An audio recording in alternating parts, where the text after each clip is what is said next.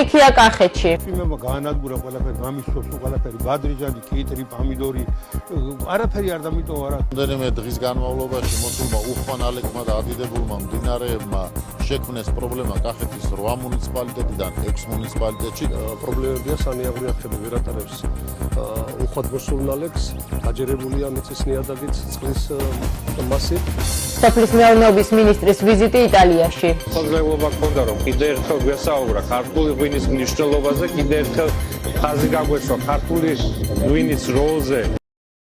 დიახ, ზუსტად ისეთია რეალობა, რაც ადგილობრივი მედიის ტელეკომპანია გურჯანის ამ პატარა ანონსშია გადმოცემული. მთელი კახეთი ლამის წყალმა წაიღოს, ფერმერების სტიქიას ებრძვიან ფაქტობრივად შიშველი ხელებით.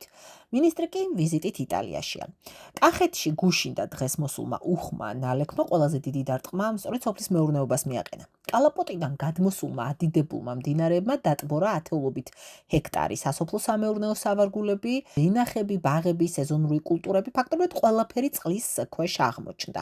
განსაკუთრებით მძიმე მდგომარეობა იმ ფერმერებისთვის, ვისაც სათბურები ჰქონდა. წყლის მასა შეუვიდათ სათბურებში, რამაც გაანადგურა ნერგები და დააზიანა კონსტრუქციები. მდგომარეობა განსაკუთრებით რთულია ლაგოდეხის მუნიციპალიტეტში, თუმცა ზარალი ფიქსირდება გურჯაანშიც, ყვარელშიც, თელავშიც, რამდენიმე სოფელში ეზოები და დამხმარე ნაგებობები ახლაც დატბორილია.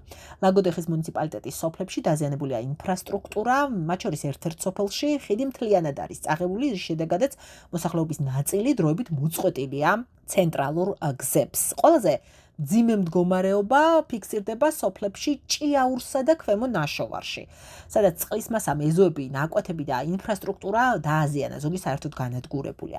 დაზიანებულია შიდა სასოფლო გზებიც, რაც დამატებით ართულებს როგორც გადაადგილებას, ისე სამაშველო ტექნიკის მუშაობას. გურჯანის მუნიციპალიტეტში, სოფელ ველისციხეში ადიდებულმა წყალმა ხიდიც წაიღო, რის შედეგადაც დაზიანდა ადგილობრივი ინფრასტრუქტურა და გადაადგილება დროებით გართულდა.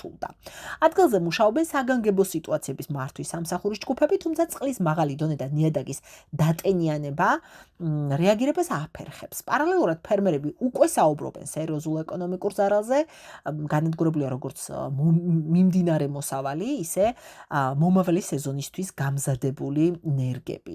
სპეციალისტები აფრთხილებენ ადგილობრივ მოსახლეობას, რომ ნალექის გაგრძელების შემთხვევაში რისკები კვლავ გაიზრდება, ხოლო ზარალის სრული მასშტაბი მხოლოდ და მხოლოდ წყლის სრულად დაკლების შემდეგ გახდება ცნობილი.